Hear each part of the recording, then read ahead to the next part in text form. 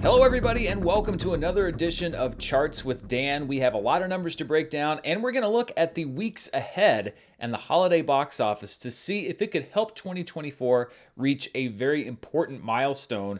Before we do that, though, let's look at the top 10 movies at the box office this past weekend. These are the actual numbers since we're doing the show here on Tuesday. And at number one for a third week was Venom: The Last Dance, which continued to hold pretty well. It dropped 38.6%, bringing in $15.9 million. That brings its domestic total up to almost $115 million. In second place, this was a pretty tight race. We have Heretic, which came in at just over $11 million, ahead of The Best Christmas Pageant Ever at $10.7 million in third place. The Wild Robot keeps hanging around in fourth place. It dropped off 11.2% in its seventh week for a $6.6 million total. It's now up to $130 million domestically, and some of that money was actually mine because I took my best friend and his oldest son to see The Wild Robot this past weekend. It was his first movie in theaters ever, and it was so great to see that movie again because I just really like that movie, but also to see somebody watching a movie for the first time in a theater and kind of watch it through his eyes. That was a lot of fun. In fifth place was Smile 2, which dropped 24.4% in its fourth week for a $5.1 million weekend. Its domestic total is now over $60 million. Coming in sixth place was Conclave, which dropped just 18.1% for another $4.1 million and a $21.5 million domestic total. Anora re-enters the top 10 because it expanded into wide release. It had a 39.6% boost in business for a $2.5 million weekend. Its domestic total now over $7 million. Here drops 50.7% off a pretty unimpressive debut last weekend for a domestic total under $10 million through 2 weekends. That's got to be a disappointment considering the talent involved in that movie. We Live in Time hangs around the top 10. It dropped 36.4%, brought in another $2.2 million. Its domestic total is now over $20 million, and it's approaching being one of the 10 highest grossing movies in A24 history. And then rounding out the top 10, probably for the last week, is Terrifier 3, which dropped 48.4%. It brought in another $1.6 million.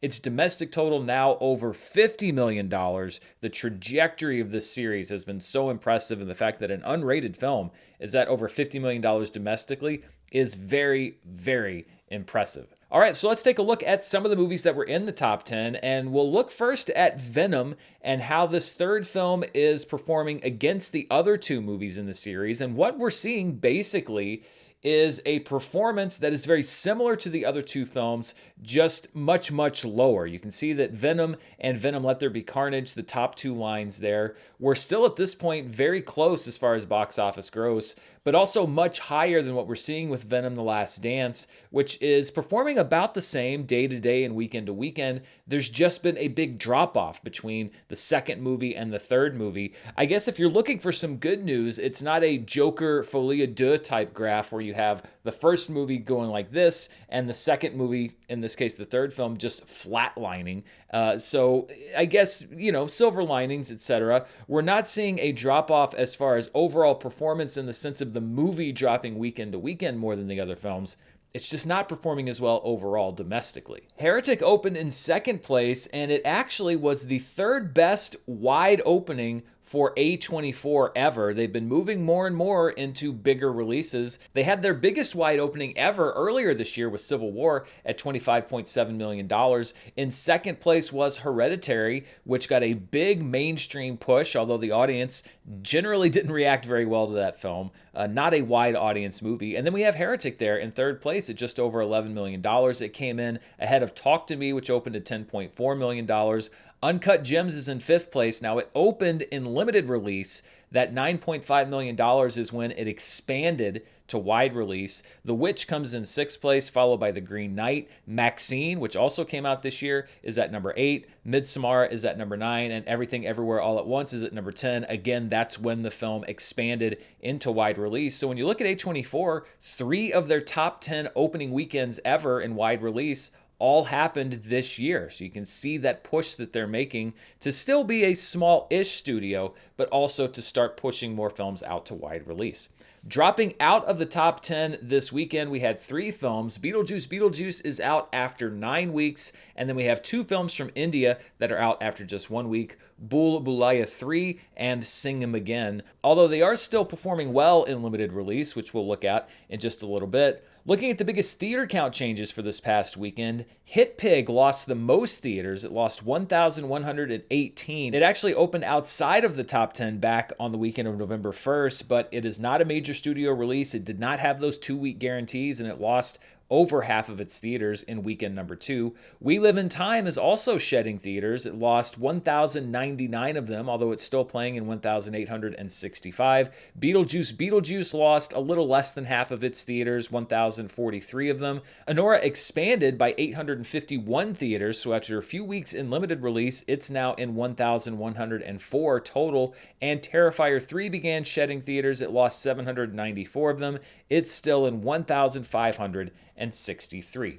Looking at what I call our road to recovery, the dotted black line is the weekend total for every weekend this year. The red line is the weekend average for the years 2021 to 2023 after theaters reopened. The blue line is the weekend average for 2015 through 2019, and you can see that we are significantly below not just pre-pandemic, but also where we have been, and that's largely because there was no major tentpole release. You can see the top performing films for both windows prior to this year were the release of Doctor Strange and the release of Black Panther: Wakanda Forever. Even last year at this time, we had the release of The Marvels on this weekend, which even though it didn't perform well, it still put up a number higher than the number 1 movie that we saw this past weekend. I'm not exactly sure why all of the studios decided to pass on early November for a tentpole release, because we've seen success in this window before, but we have Gladiator 2 and Wicked both going on the same weekend right before Thanksgiving. I guess they decided to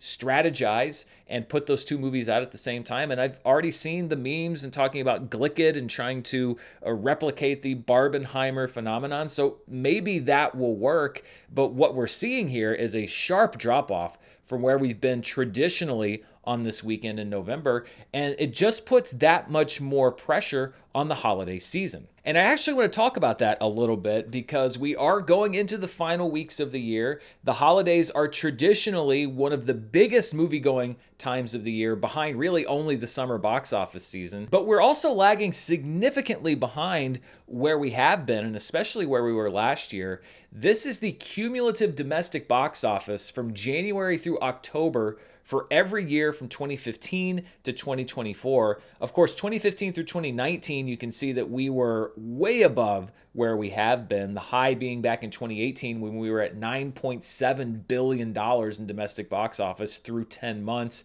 We were at $9.2 billion in 2019, and then of course the sharp drop off in 2020. We had the gradual steps up in 2020, 2021, 2022, 2023. We were at $7.6 billion through October, but we've had a setback this year. Part of that is the strikes, and part of that is just that a lot of movies aren't connecting. And right now we're at a little less than $1 billion behind where we were at this time in 2023. And a lot of people are looking to these holiday movies, to Moana and Wicked and Gladiator 2 and Sonic the Hedgehog 3 and all of the other ones that are coming out, to maybe try to bridge that gap or at least catch up a little bit from where we are. When we look at the box office for 2023, this is through December 31st, so this is January 1 through December 31.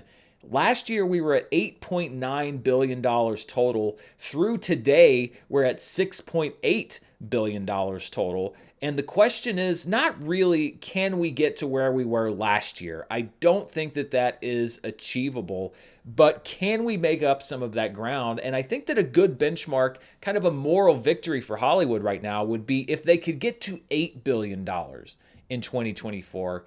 I think that that would at least not seem as bad as if we were under $8 billion and we saw a much more significant drop-off from last year, which was already a recovery year. So the question really is, can the movies that are packed into this holiday season, starting really this weekend, I think, with Red One, it is a Christmas movie, so I think you could see it as the unofficial kickoff of the holiday movie season. What kind of business will they do? And can they help to make up some of this income that we've lost, especially through October, through the early part of the summer when we were well behind where we have been? And let's take a look at what would need to happen in order to get the box office, let's say, to that $8 billion benchmark to kind of save face just a little bit. These are the remaining major studio releases in 2024. Of course, there are other movies from studios like A24 that will be making money, but these are really the big money makers that people are turning to. We have Red One, which opens this weekend. That's from Amazon. Then on the 22nd, we have Gladiator 2 and Wicked both opening. Moana 2 is opening on Thanksgiving week on the 27th. On December 13th, we've got the animated film Lord of the Rings, The War of the Rohirrim, as well as Kraven the Hunter, which is opening from Sony. Then on December 20th, we've got Mufasa the Lion King and Sonic the Hedgehog 3. And on Christmas Day, we have Nosferatu, which is coming from Universal, A Complete Unknown, which is a Searchlight release, but that goes through Disney, and then the biopic The Fire Inside, which is an Amazon movie. Now, to get to $8 billion, the domestic box office by midnight on December 31st would need to make another $1.15 billion. And if you're going to go by these 11 major releases, they would each have to gross an average of $104.5 million alone, just these 11 movies, to get that box office to $8 billion. Now, obviously, every movie on this list is not going to make that much money, but the hope is that a lot of them are going to make more than that. I mean, there's a big buzz around Moana 2, some saying it could do Inside Out 2 numbers. Wicked has got a lot of buzz, and the pre-sales have apparently been pretty good. Gladiator 2 has a lot of hope attached to it. Sonic 3. So the hope, I think, here really is that the movies that do above $104.5 million, whatever that average needs to be, will go so far above that they'll basically lift up any movies that are smaller or might underperform. Movies like, for example, Kraven the Hunter, which I think a lot of people are tagging for a potential underperformance. And that's really what we're looking at for the rest of the year. Can these movies help to bridge that gap that we've seen and at least get us to $8 billion? And that is the subject of our member poll for this week. If you're not a member of the channel, you can hit the button depending on how you're watching the video. Sometimes there's a button to join. If not, there is a link down in the description below where you can become a member and you can vote in this poll. I have one every week, and the member question this week is, will the rest of 2024's releases take the box office this year to $8 billion, keeping in mind that those holiday releases, it will only count money made before December 31st. Can we hit that milestone and hopefully have Hollywood walking into 2025 with its head held just a little bit higher? So vote on that poll. It is live now. I also ran a poll last week for our members regarding this show and when people like to watch it. I have been doing it on Mondays since the beginning of the summer because I was doing an experiment, but there are advantages and disadvantages to doing it on Monday and Tuesday. Mondays I have to use estimates. Tuesdays I have the real number, and I wanted to know what the viewers thought, and the results were pretty clear. There were 3 options on this poll. What day would you prefer to watch Charts with Dan? It was Monday, which would be earlier with estimates, Tuesday, which is later with actuals, and then people that were fine with either day. Only 11% of the people that voted said that they preferred Mondays.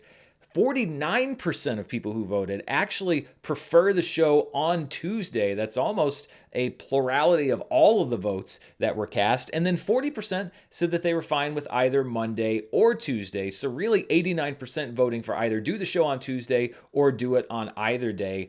And looking at the numbers and thinking about my schedule coming up as well, I've decided that for now at least, I'm going to keep doing the show on Tuesday with the actual numbers, but I do reserve the right for bigger weekends. If I feel like there is a news story that's really pressing that I want to get ahead of, where I don't feel like there's a whole lot of information to come in, I may from time to time still do the show on Mondays if there's a big record that's been broken. But after kind of looking at the results and everything, looking at these poll results and getting your opinion, I think that the right choice really is to keep doing the show more consistently on Tuesdays. And really, with the holidays coming up, with some travel I've got and some reviews that I have scheduled, Tuesday actually works better anyway. For example, The Penguin was a video that I did yesterday. We wouldn't have had Charts yesterday anyway because I wanted to get that Penguin review out.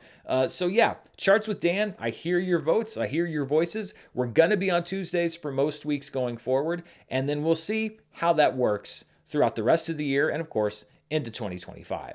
Let's take a look at the movies outside of the domestic marketplace. This is everywhere except for the US and Canada. At number 1 was Venom: The Last Dance, which brought in $33 million.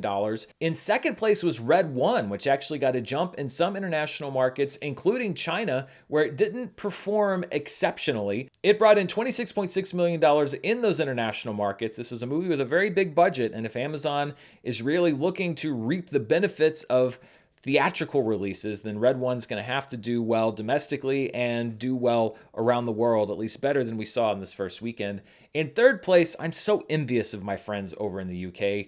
Paddington in Peru opened, particularly in the UK. I heard it had a great debut over there. It brought in $12.3 million. We don't get that movie here until early 2025. That's happened, I believe, with both other Paddington films, or at least the second one. But you know what?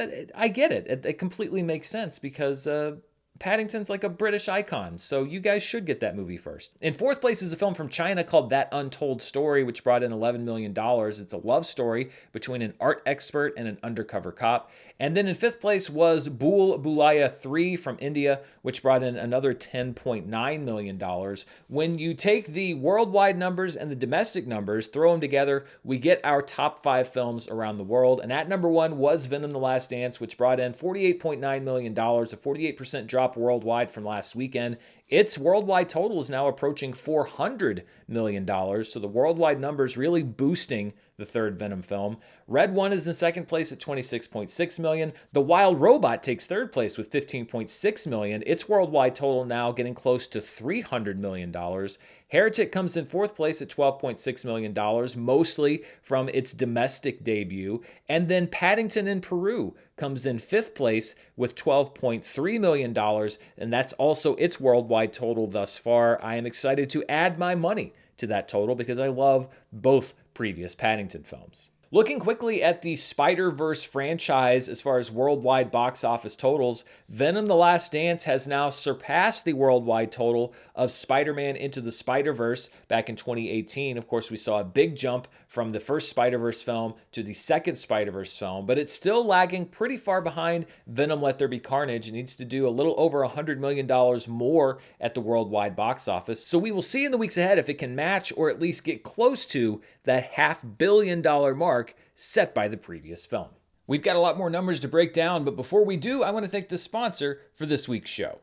This video is brought to you by Miracle Made. I love a good night's sleep, and sometimes you don't know how to appreciate something until it's gone. I did laundry this past week and had to switch out my Miracle Made sheets for a night, and it didn't take long for me to remember exactly why I love them so much, because I woke up sweaty in those replacement sheets in the middle of the night and had to play that game of how high to pull up the sheets, comforter on, comforter off. Listen, 3 a.m. is no time for science experiments, so I was thrilled the next day when I could get my Miracle Made sheets back on the bed.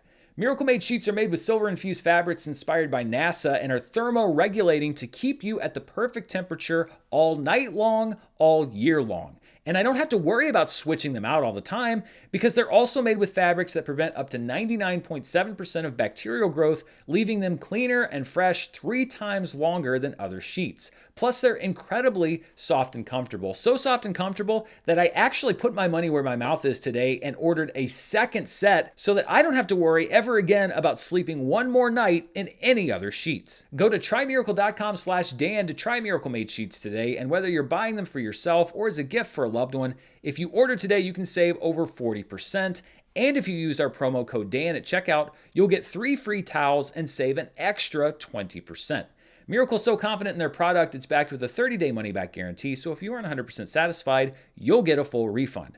Upgrade your sleep with Miracle Made. Go to trymiracle.com/Dan and use the code Dan to claim your free 3-piece towel set and save over 40% off. Again, that's trymiracle.com/Dan to treat yourself. Thanks to Miracle Made for sponsoring this episode.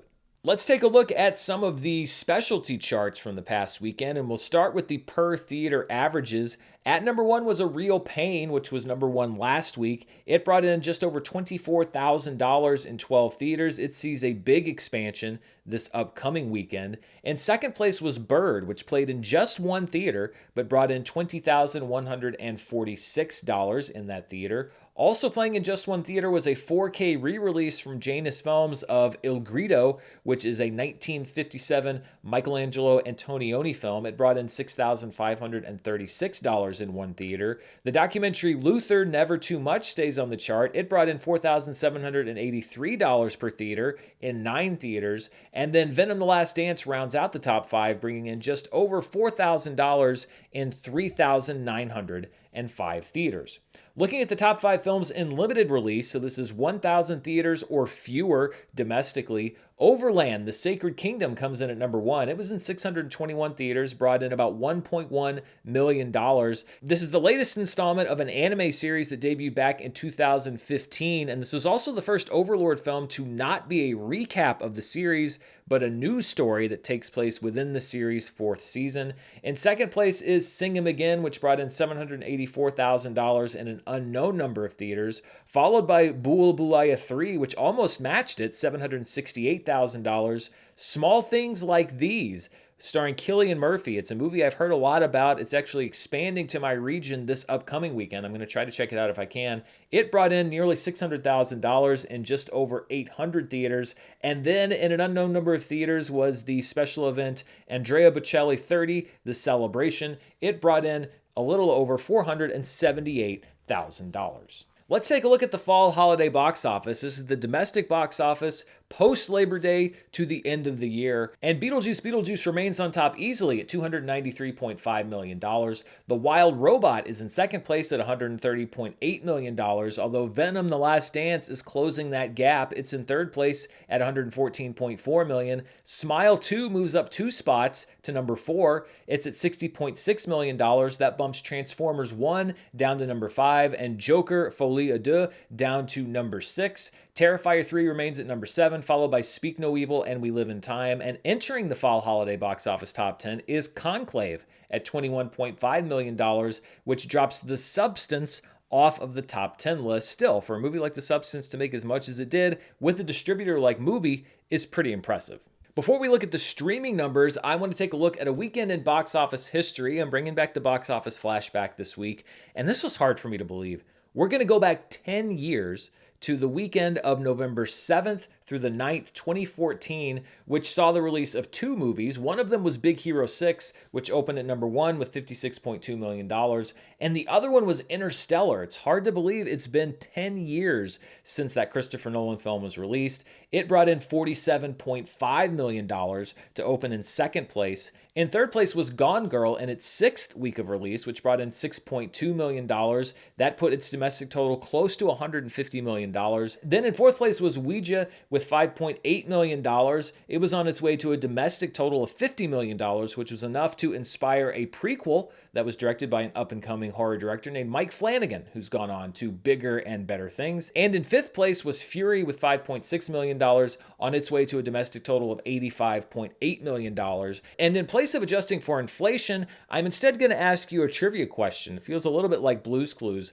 Christopher Nolan, since he's had movies that were put out in wide release, so that was everything basically after Memento, has had 3 films that did not open at number 1 at the domestic box office. I'm going to show them to you in just a second, but sit there for a minute and see if you can guess what those 3 movies are. I just gave you one of them. If you have to pause the video, do that. But let's take a look at the 3 films that Christopher Nolan directed that did open in wide release, but did not open at number 1. The first one is his first wide release, which was Insomnia back in 2002. It opened in number 3 behind the continued success of Star Wars Episode 2 and Spider-Man. Then we have Interstellar, the movie that we just talked about, which opened at number 2 behind Big Hero 6. And of course, Oppenheimer, which was a massive hit, but opened at number 2 behind Barbie as part of that Barbenheimer phenomenon. All of Christopher Nolan's other wide release films have opened at number 1. The closest one to not opening at number 1 was The Prestige, which opened number 1 a little over $2 million ahead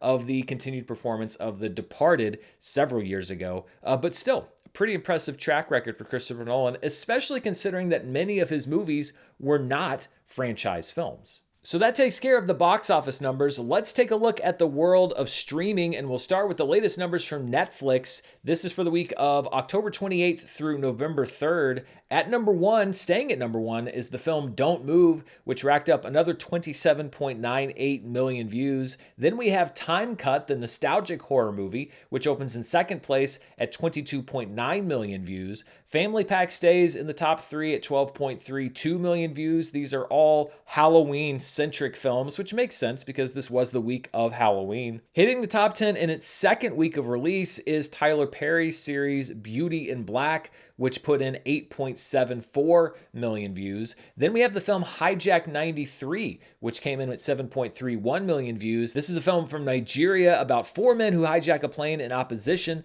of the local military regime. At number 6 is an Indian film called Do Patty, which is about two twin sisters who get mixed up in a crime. It brought in 7.22 million views. Then we have Territory Season 1, which is a holdover from last week. Martha, the Netflix docuseries about Martha Stewart, opens at number 8. It brought in 6.1 million views. Then we have the Anna Kendrick film Woman of the Hour at 5.69 million views. And debuting at number 10 is The Diplomat, the second season of Kerry Russell's series, which brought in 5.56 million views. One quick change to the most watched Netflix shows of 2024. The top 9 remain the same, but Three Body Problem has been ousted by the first season of Nobody Wants This, and if it can stay on the charts, it should be at number 9 above Emily in Paris season 4 next week. So we'll see if there are any more numbers to be reported for Nobody Wants This. Let's take a look now at the Nielsen streaming numbers. Now, these are domestic numbers only here in the US. They're not global like Netflix's numbers are, and they're delayed by about a month because that's how long it takes Nielsen to crunch all that data. These are the top 10 most watched streaming movies for the week of October 7th through the 13th, so we're going back about a month. At number 1 was Bad Boys Ride or Die, part of that Netflix deal with Sony, with 13.7 million hours watched, followed by the Menendez brothers on Netflix. Now, this was not the Monsters series. This was the tie-in or associated documentary at number 2 with 10.2 million hours watched. Then we have Inside Out 2 on Disney+, followed by Sing on Netflix. Pixels hits the top 5.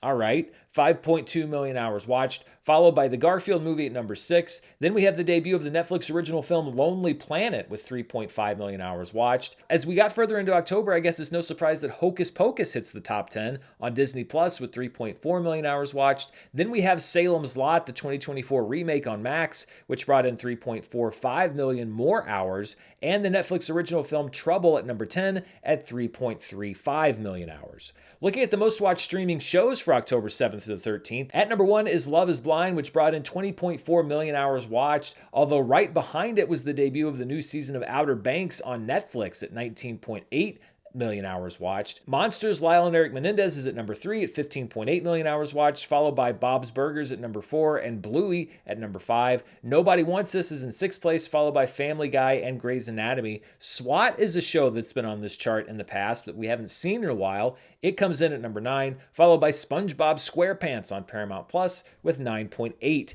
million hours watched.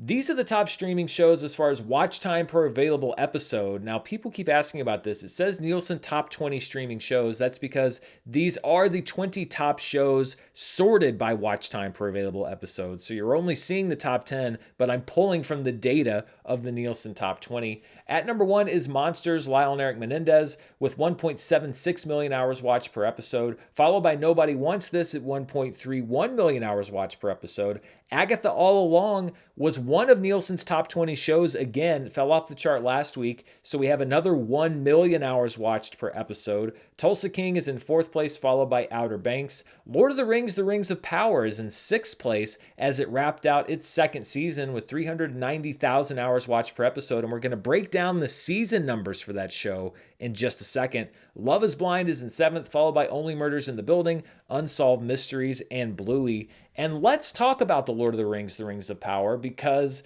we've seen it on and off the chart throughout this run of its second season. It may pop up on the Nielsen charts 1 or 2 more weeks, some spillover viewership as people were watching the end of the second season, but we're getting a much better idea about viewership this year versus the viewership back in 2022 when the show debuted. And the numbers that I'm getting here are probably not that encouraging for Amazon. According to the hours watched reported by Nielsen, there was a 35.1% drop off between viewership in 2022 and viewership in 2024. About 134.7 million hours watched back in 2022.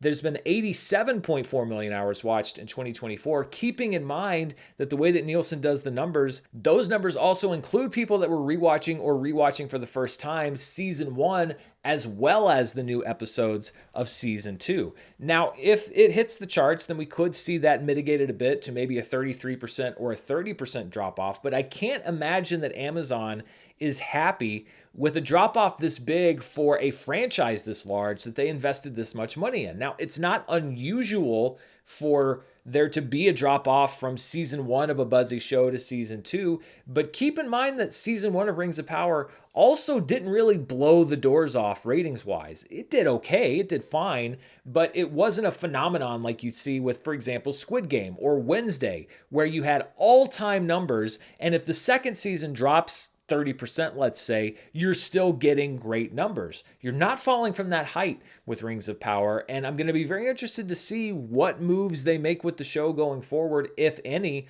because I don't think that this is a very encouraging sign and a very encouraging number for Amazon if you're looking at continuing to build and sustain this show, especially if people are going to drop off of season 3 in the same kinds of numbers. Then we're getting into a space where it seems like it may be a bit untenable. So not great news for Rings of Power in season 2, but we will continue to track those numbers here on the show, obviously, when we get season 3 in, who knows, 2 or 3 years. A couple of updates to the 2024 most watched streaming series on Nielsen. First of all, these are the most watched library streaming series, so non-original programming. There were a couple of moves. First of all, Family Guy is now the third most watched library series of the year, replacing NCIS, which is now at number 4. And then The Big Bang Theory has seen a bit of a surge in viewership. It moves up to number 9, moving Your Honor down to number 10. And then as far as the most watched original streaming series through October 13th, the top 5 is the same: Bridgerton, Love is Blind, Fallout, The Boys, and Fool Me Once. But Monsters, Lyle and Eric Menendez debuts on this list at number 8, and it's got some room to grow if it wants to keep moving up the list. That moves Avatar: The Last Airbender down to number 9, and The Perfect Couple down to number 10. The Gentleman drops off of the chart as one of the most watched original streaming series of the year, although it was on the chart for quite some time. And there is one change as far as the most watched original streaming series since 2020, when Nielsen began reporting streaming numbers. Due to the popularity of its new season, The Great British Baking Show moves up to the 9th most watched original streaming series since 2020. That pushes Wednesday down to number 10, although keep in mind that is one season's worth of numbers for Wednesday versus all of the release seasons since 2020 for The Great British Baking Show. So when Wednesday does return, it's going to start moving up this chart rapidly once again. And that's all the numbers I've got for you this week. Let's take a look at some of the things you can see this upcoming week on streaming and also in theaters. First of all, if you were around in the 90s and you like pop music, then Larger Than Life: Reign of the Boy Bands is a documentary you might be interested in. It is on right now on Paramount Plus. Coming up tomorrow in theaters, A24 continues its celebration of some of its most high-profile movies by releasing The Lighthouse in IMAX. So if you haven't seen The Lighthouse, or if you have but haven't seen it on that large format, I don't think it even played IMAX the first time, then you can check it out in IMAX, I think for one night only tomorrow. Also opening in theaters tomorrow is a film from India called Kanguva. It is a Tamil language fantasy film from the director Siva. Streaming tomorrow on Netflix is Emilia Perez, which is one of their big award season pushes. It was a very buzzy film at the Cannes Film Festival. It opened in limited release, although we didn't get numbers because Netflix doesn't report numbers, but you can actually watch it at home starting tomorrow. On the other end of the spectrum tomorrow, streaming on Netflix, is a movie with one of my favorite titles of all time. It's called Hot Frosty, and I'm just going to read you the synopsis of the movie. 2 years after losing her husband, Kathy magically brings a handsome snowman to life. Through his naivete, the snowman helps Kathy to laugh, feel, and love again as the two fall for each other just in time for the holidays and before he melts. Now, this stars Lacey Chabert, and this poses a very interesting dilemma for me as a critic and really as a viewer. I know as a critic, I should be watching and reviewing Emilia Perez, and yet I'm very tempted to just watch Hot Frosty. Not instead, Not Instead. I'm definitely going to watch Emilia Perez. But Hot Frosty, how do you pass that up? It feels like it could be just an absolute disaster. Maybe it'll be one of those movies that sounds dumb, but it's just kind of boring. But this is like the angel and the devil on my shoulder. Emilia Perez and Hot Frosty. Which one do I watch first? I'm still not really sure. On Thursday night in limited theaters is a one-night-only live concert event, Shawn Mendes, for friends and family only. This is coming from Woodstock, New York, as he performs songs from his latest album. Then going into Friday, the big release is Red One, which will be in theaters nationwide. I'm going to check it out. I'll bring you a review for it later on in the week here on the channel. Also hitting theaters is Ghost Cat Anzu, an anime film based on the manga about a young girl who befriends a walking, talking cat. It was released in Japan this summer. Expanding into many more theaters this weekend is A Real Pain, which was my favorite film that I saw at the Sundance Film Festival virtually earlier this year. So if it's playing near you, it has a big recommendation for me, and I'm probably going to try to check it out and see it again. Also expanding into many more theaters is the Cillian Murphy film Small Things Like These. So if you've been wanting to see that movie, you can hopefully check it out in your market this upcoming weekend. Opening in limited release is All We Imagine as Light, the Grand Prix winner at the Cannes Film Festival, which is basically second place. It's about two nurses living very different lives in Mumbai. I know this is not a sports channel, but this is a big entertainment event. The Jake Paul-Mike Tyson fight will be airing on Netflix Friday night, and I would imagine that the viewership numbers for that are going to be crazy. Sheer morbid curiosity may lead me to watch this fight, although I don't know if I really want to support the whole concept behind it, but I mean, it seems like it's going to be like a car wreck. I can't look away. Also streaming on Friday is the second part of Cobra Kai's sixth and final season. It's the second of 3 planned parts. The last 5 episodes will air in 2025. These are the second batch of 5 episodes. Also debuting on Friday is Silo Season 2 on Apple TV+, the return of the post-apocalyptic Rebecca Ferguson drama. Airing on Saturday on Netflix is the second act of Arcane's second season. Every season now is broken up into chapters and acts and drops. I reviewed the first act on the channel here. I'm probably going to bring you a review of Act 2 later on this week. And then on Sunday, if you want to hit theaters, Fathom is going to be re-releasing The Fifth Element. It'll also be in theaters on Wednesday, so if you haven't seen it on the big screen, hopefully Fathom will be showing you a good-looking copy. And finally, the debut of Dune Prophecy on HBO and Max will be happening on Sunday night. This is the Dune spin-off series focusing on the Bene Gesserit. And that wraps up the show for this week. It was a very busy previous week. I had reviews of Arcane and Heretic and Anora and The Penguin, and it looks like it's not going to slow down anytime soon. So be sure to stay tuned right here. Hit the subscribe button, hit that bell so that you're notified when I upload new videos. And of course, thank you so much for watching this video. Don't forget, if you want to become a member, you can do that so you can vote in the member polls. Also, thank you so much to Miracle Made for sponsoring the show. You can find them in the description below. Until next time, and it'll probably be pretty soon, stay safe, and I'll see you then. Bye.